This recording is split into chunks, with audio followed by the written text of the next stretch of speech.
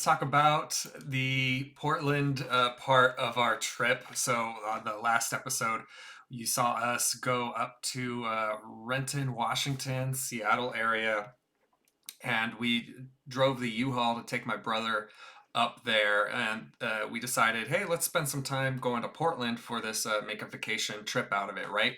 And the reason being that we figured we'd be going up to Seattle area to spend more time with my brother in the coming years, and that's why we decided to spend more time in the Portland area this time. So this shot I thought was really cool because it is kind of that stereotypical Portland hipster vibe with the fingerless gloves. Nothing says Portland like fingerless gloves, am I right?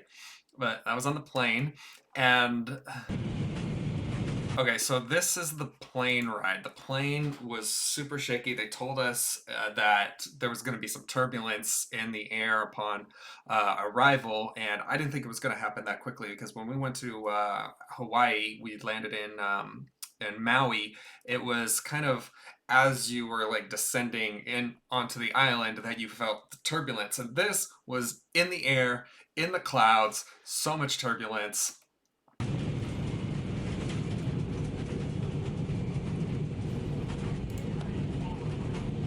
I mean, this feels like Armageddon right here. I thought the plane. And then the little ding. What's that supposed to do? Is that supposed to help anybody? Calm anybody? I don't think so. We'll be landing in Portland soon. Oh my gosh. And then the lady comes on and just says, we'll be landing in Portland soon. So, obviously the flight crew is very calm, very used to this. I was not used to it. I was freaking out and panicking, as were some of the other people. But you can kind of start to see a little bit of the area. That's the Columbia River. And so we're, coming up on it, and you can see the typical plane landing shot here. Really cool to see the Columbia River there. I was in Portland maybe 4 years ago to the date, and this was really cool to get back at the same time. Look at this. Everything is just so green there. So green, fresh, and beautiful. And one of the first stops on our trip was this is Multnomah Falls. Multnomah Falls were really cool.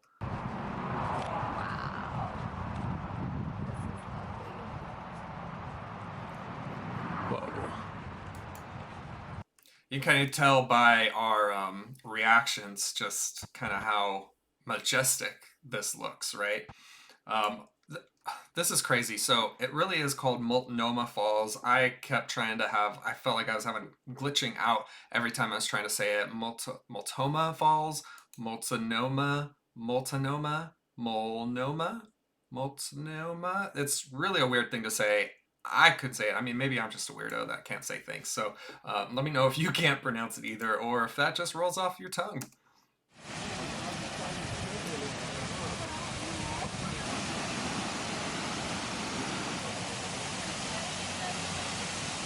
Multnomah, Multnomah. There's this truck that parks near our house, and it's called Util Locate.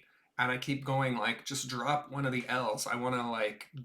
I'm not going to do anything to the truck, obviously, but I want to drop one of those L's, so it's just utilocate, right? That rolls off the tongue so much easier. Utilocate, not util locate. Util Utilocate. It doesn't even make sense in Spanish. Utilocate. Utilocate. Utilocate. Like it doesn't need an extra L. Anyways, I digress.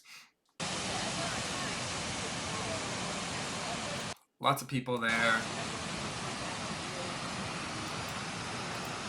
Just the sound of it's just so majestic. Um, so then we went up to the second level, and up there, so okay, they were talking about on one of the plaques up there how water gets into the cracks here, and obviously during the winter it can freeze, it unfreezes, and so the water getting in there, freezing and unfreezing, kind of compresses and decompresses the rocks, and so the rocks have a tendency to kind of crack and sometimes fall off the cliff, right? And it's saying, okay, if a rock falls, even just a little like pebble from that high up onto your head, that can cause a major concussion, right? So it was all about like safety and like don't let a rock fall on your head. But then there was this a little blurb about like the 1980s, 1990s, where a rock that was the size of a school bus apparently fell off of that cliff, right? So if you go back to seeing how high up that was, I mean, one of these rocks, like a big old chunk of it fell down, and I think I know which one it was, right? I think it was that one right there. Go back to it. I think it was that one. So, can you imagine that big old rock, like witnessing it fall down? That would be crazy. I mean, did it splash? I mean, I don't think anybody was hurt. They wouldn't put that on there if it was the case. Be a huge buzzkill, right? So I don't know if anybody was hurt or not, but that rock I think is the one that fell. Um, but yeah, no, that's a lot of water, and I imagine even more comes out during the spring when there's a lot of runoff from the cold. Super majestic, earthy. So this is the second half. I don't. I was pretty scared to get that shot, to be honest. I had to get the selfie stand to get this over the bridge there, but I don't know how they determine how tall it is, if it's from the first one or the second one. But this is the second one. Multnomah. Okay, so this is me geeking out over the stuff. Again, I'm gonna mute because I didn't realize how bad audio was.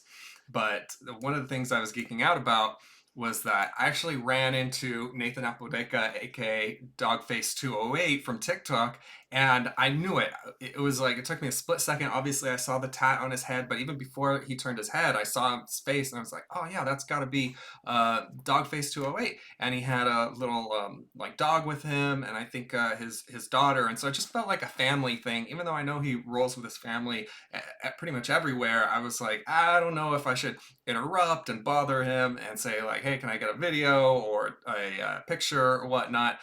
But it was cool to see a couple days later that he did post a video at Multnomah Falls doing a little dance. So maybe that's what I was afraid of, because I don't understand doing dances in public without audio. So maybe I thought I was going to have to do one. But yeah, I was a little nervous. Just wanted to let him have his family time. But it was really cool to be able to see somebody that I think is really cool at a place that I was thinking was cool. Another thing that I thought was cool was this um, freeway that was like right next to the creek. So I've always wanted one of these shots where you get the like cars driving by. Don't you see those in like TV a lot? Like a little transition. Speaking of transition, so then the next day, which was my actual birthday, we went out to the beach area, coastal Oregon. And the first spot that we went to was Tillamook. So it's like this weird triangle because we wanted to go to Cannon Beach. So let's say Cannon Beach is like right here, right? And then Tillamook is down here. We wanted to go Cannon Beach and then Astoria. And so it was like, okay, we're over here in Portland. Well, Beaverton was where we were staying. So you could go over to Cannon Beach and then down to Tillamook. That would have taken a lot of time, right? And then have to go back up to Astoria. So what we found out was there was actually a direct route to Tillamook, and we ended up taking that, and then it was actually still had enough daylight hours to go up the coast from Tillamook to Cannon Beach. So we stopped at the Tillamook factory, Tillamook Creamery, excuse me, big letters right there, and got to see the entrance there. There's some cool hanging cheese blocks. Tillamook road trip. Yeah. Tillamook road trips. Okay, so when did your family first discover Tillamook? I am super curious to know when you first discovered Tillamook, because I can specifically remember when I was rooming up in North Hollywood with a couple guys. One of my roommates, Jonathan, aka DJ Classic One, shouts to him. He's from this area of like the Portland, Washington border area, and I remember we were doing grocery shopping for the house. And we would go buy cheese, and I was like picking up my Kraft because that's what I was raised on. I was raised on Kraft American singles, and just always had that in the house. And he pulled over the Tillamook cheese. I was like, "What in the world is that?" And he was like, "Tillamook, you gotta try it. This is the best." And yeah, it was really great. A lot different than Kraft for sure.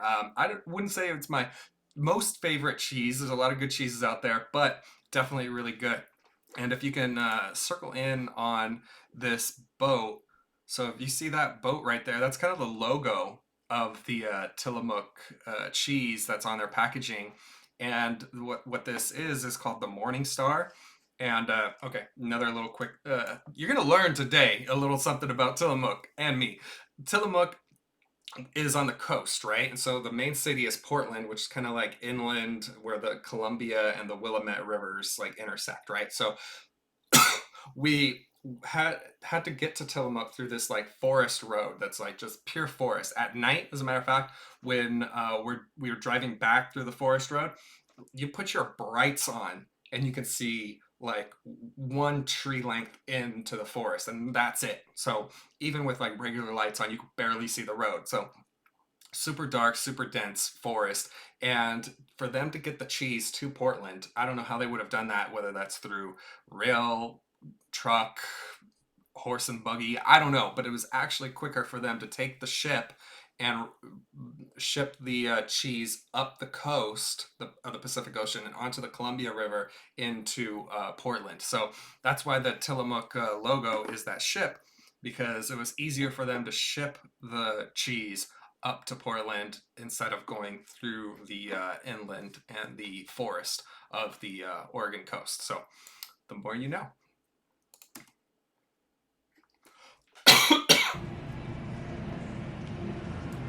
So this is the inside the Tillamook factory. You can see, people are making the cheese, processing the cheese, and things like that. And I'm wondering, so do people get like shifts in this section, or and there's like other parts of the Tillamook Creamery that are just like this, but not like on display for everyone? Or is this is it? This is the factory. This is like you work on display all the time. That'd be kind of weird. I guess I'm working on display right now, right? Okay, so this is a robot arm. Look at that thing. Look at it go. I don't know. Robots in factories are impressive to me. So this is the packaging. It's just very methodical. Just very, yeah. Play that back again. Very soothing, kind of. Doo-doo-doo. It's almost zen-like. Just watch that. That would put me to sleep.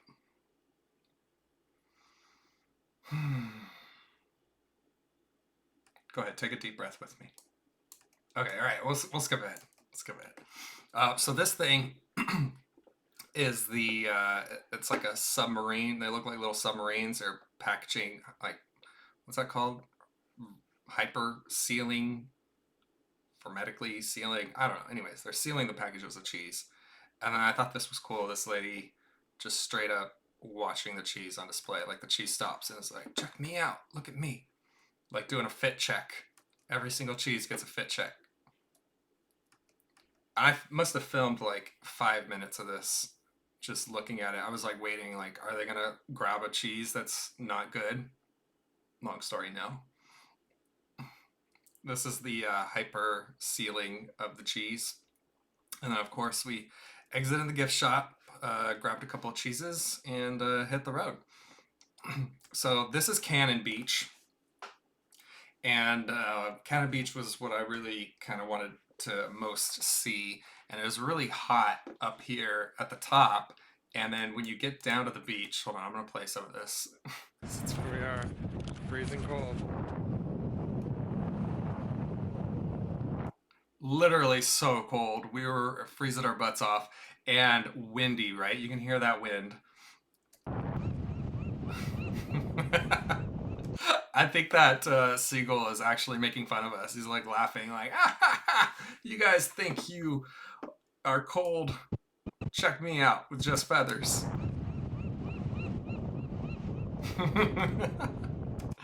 Laughing at us, you Californians. As a matter of fact, there was a person that was at the check-in counter when we got our rental car, and we were dressed pretty much kind of like how we are here. Just like we came off the plane, and the lady was like, "Are you guys going skiing in Oregon?" We're like, no, we're just Californians, so we're not used to the cold."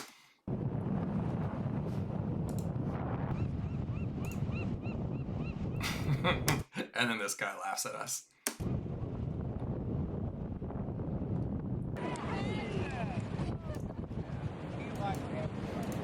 Oh, so the also Oregon and Washington really dog friendly, right? Look at this huge dog. He's like playing around with the little dog, just like super friendly.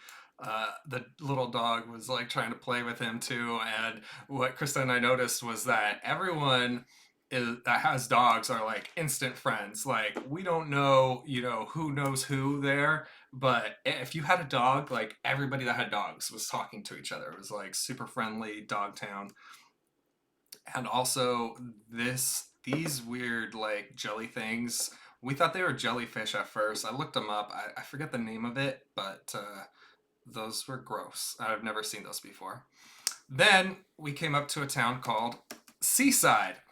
So Seaside, let me tell you, was supposed to be this like 1920s, 50s, something or other, like retro town that I had a friend tell me about was like super cute and like kind of old school. And then I saw the flyers and pamphlets in the airport when we were going to get our car, and I picked up all these pamphlets for like where we were going, and there was one for Seaside and a couple for the beach areas that said Seaside. Really like quaint little, old school retro town. So we were really looking forward to it. We wanted to spend a lot of time there. And what ended up happening was it was old school and not upkept. So we this basically summarizes Seaside. It was kind of like these, old fashioned things that were there. There was also a like tilt-a-whirl carnival style thing on the like main stretch, but it looked like it hadn't been updated and nobody had ridden in it for like 20 years. Obviously, COVID permitting, this town has probably been hit pretty bad, but it it also looked like it hadn't been, attended in so many years before COVID. It kind of reminds me of Redondo Beach, like that arcade area. Anybody from the South Bay remembers Redondo Beach? I don't know, is that still there? This is the end of the Lois and Clark Trail, and so we were sitting on the like edge of the pier here, and we walked up and saw these people making their sand sculptures, sand statues, and we thought that we started hearing music. Right. This, by the way, reminds me of kind of Manhattan Beach. So, Seaside is kind of like Manhattan meets Redondo a little bit. But anyways, we were sitting on some benches and we heard some music, and it turned out to be this little like ceremony thing, right? And we were sitting over here on these benches, and we heard the music coming, and we thought it was coming from the people that were making the sculptures, which was over here. So we kind of turned and started walking, and we noticed that this person was playing the ceremony music on their phone. And we were like, oh my gosh, what is that? Is that a wedding that's happening? These people don't look like they're dressed up for a wedding, right?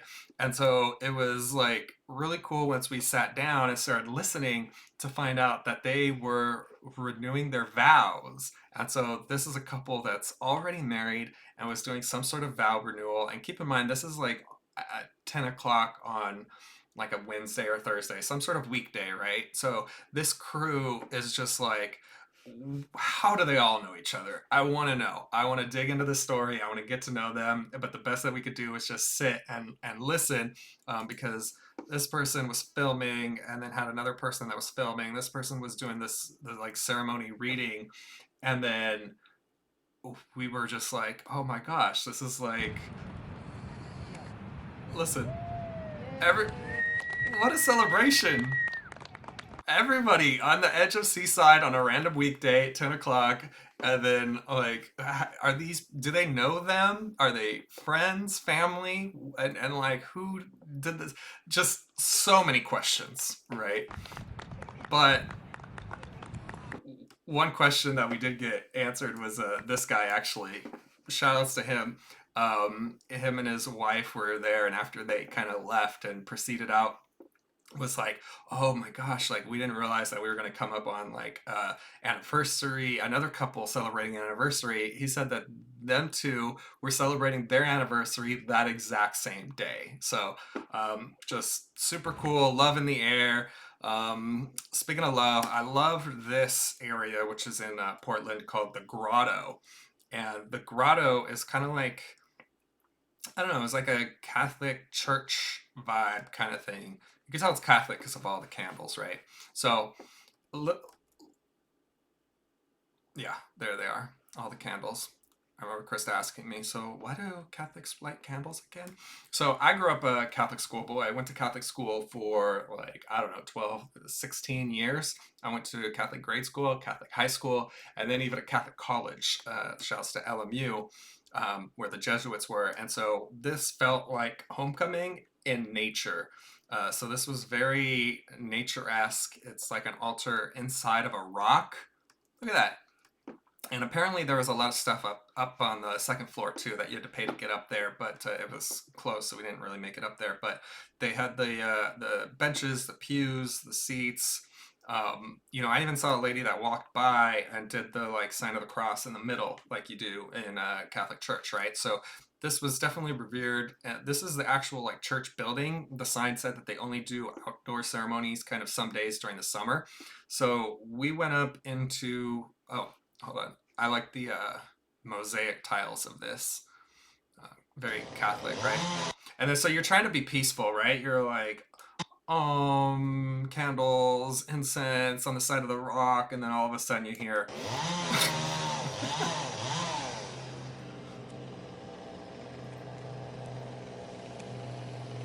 the destruction of trees. No, they were doing some landscaping, obviously, and this is the elevator that goes up to that second floor. So because of the landscaping, it looked like it was closed off. So that's why we didn't get up there. But it was kind of distracting to hear the maintenance happening while you're in this very peaceful and calming area. Despite that, we did start to head towards the church, and you can hear the organ playing. I mean, how Catholic is that, right? You got the organ playing. Yeah. So normally I wouldn't, I don't know, maybe not normally, but in the past I wouldn't have felt as confident to go in and film inside of a church. Definitely, growing up Catholic, you have these like what's respectful and like not, and it just feels like, oh, like very spectator-esque to go in with a camera. But now that I've been going to a Christian church for a few years now, like there's literally cameras in there. You're streaming live, right? And I know a lot of Catholic churches have started to stream too, and so I think as long as you go in with reverence and respect for the people there, and not to chop a tree down in the middle of their prayer or their reflection, not going up and trying to do a TikTok dance inside of a church, then you should be good, right? So we went in.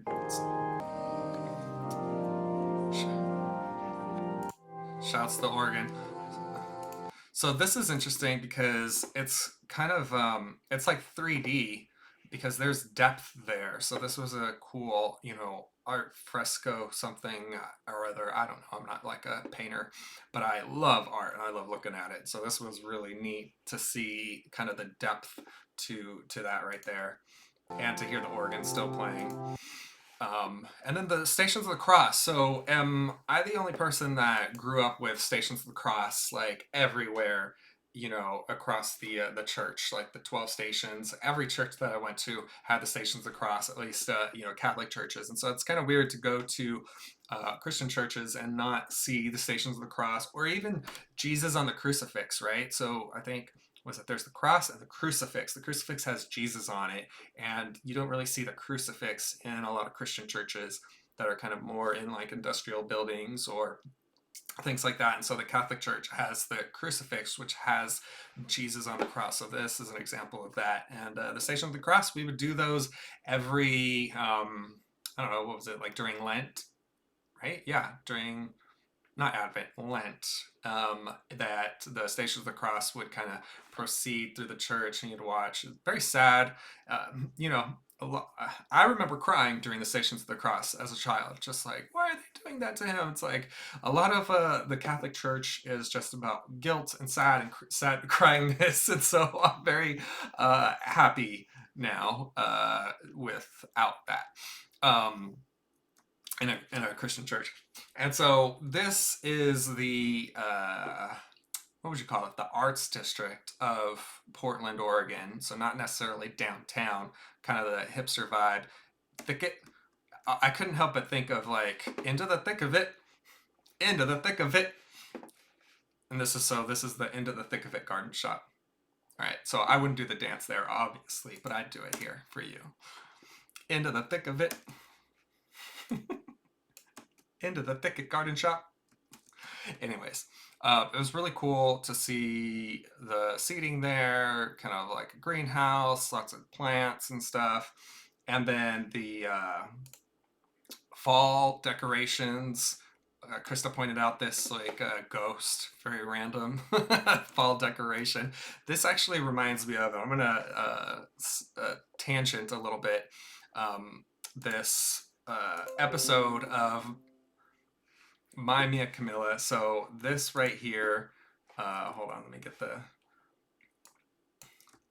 So this little ghost guy kind of reminds me of an episode of My Mia Camilla that I used to do. So when Mia was born, or probably actually the first episode I did was her baby shower. So this was literally before she was born. I did little vlogging episodes for mymiacamilla.com, and this little ghost guy reminds me of one that I did, which was like our Halloween episode. So you can still go to mymiacamilla.com and kind of see some of those early videos.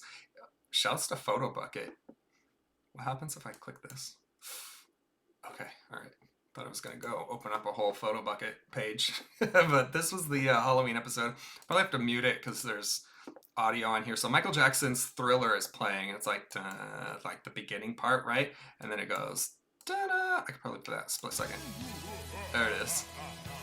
And so that little pumpkin guy kind of reminds me of this ghost guy, in just the fact that I did a video of that.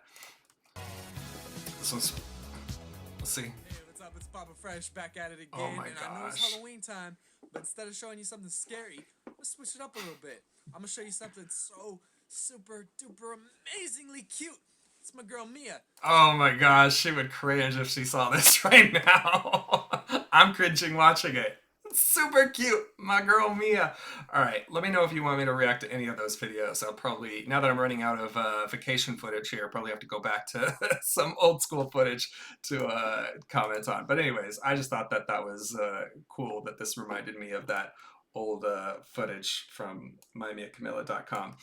And then what was also neat around this arts district of Portland was all the different graffiti artwork, which seemed like current, right? Like it wasn't graffiti that was from like 5 years ago or even a year ago. Like this seemed like it was thematic. Like there's, what was that, like a goth marshmallow for Halloween? It was like Halloween stuff all around. There's this skeleton.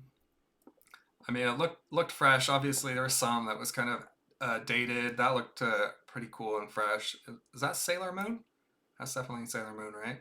So a lot of roses are around because they call Portland the Rose City.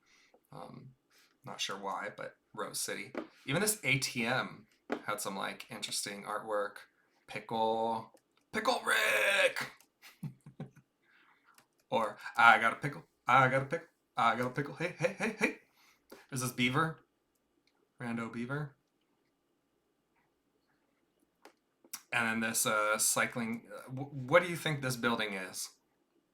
Because I didn't know at first, and then I realized, oh, it's a bike shop. Duh. Check this out. How basic is that? What is a pumpkin spice dress like? Does it smell like pumpkin spice? Is it made from pumpkin string woven together? What do you think a pumpkin spice dress, wedding dress, excuse me, looks or smells like? So keeping with the theme of Halloween, they and the Rose Garden, which is where we went to afterwards, and the Japanese gardens had a pumpkin mode in. This is the Japanese garden, very similar to the grotto, the Catholic grotto, which was very calm, reflective, Zen-like. The water pool. Really nice.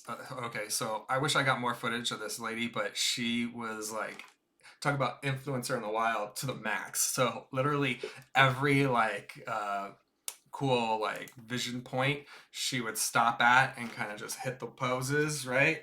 And so I'm surprised that she got one of her family members to pose here because I think she was leaning on that bridge for a few poses before inviting that person up there. And then you got somebody over in the corner taking the shot. So this was neat to see because these rocks were thick, right? These rocks weren't, it wasn't like thin sand. These are like giant pieces of gravel. So they said that they took a like 100,000, I'm exaggerating obviously, ton shovel or rake, excuse me, not a shovel, a rake to the rocks to be able to make those patterns. So it was a big old rake to make that. Go back. Krista says that she sees like all these little like animals pointing towards this like giant animal. What do you see? What do you see with these rocks? I don't know. Like a little like seal, a little turtle. I think Krista said they were like frogs, like a bunch of frogs pointing towards like a tree or something. So yeah, that was cool. But with the Japanese garden, I would definitely recommend going on a like weekday when there's not a lot of people because we couldn't really like pause and stop and reflect because it was pretty crowded. We went on a Saturday when we were before we were heading out, and it's kind of pricey if you don't get the chance to really like thoroughly enjoy it. So for just looking at the things that you're looking at, not worth it. 3 out of 5 stars, not worth just flying through it. But if you get time to like use it as a like recluse area or like secluded area, then definitely recommend that. This actually wasn't in the Japanese garden. This guy was in the rose garden. What is that? Do you know what that is? Come up with a name for it. It's like a pop drum. What is that? Looks like a UFO. Oh my gosh. Your video is gonna be so cheesy. Yep. Oh. Okay, so that's it. We are done when the baby starts crying, right? And the final episode of our trip is that one, the Portland area. And I guess I'll have to find some old footage to look at or see some other things that we do over the weekend to be able to comment on. But let me know what you want me to comment on. Leave a direct message or a comment, what you want to see me react to, and we'll make sure we make that happen. All right, catch you later.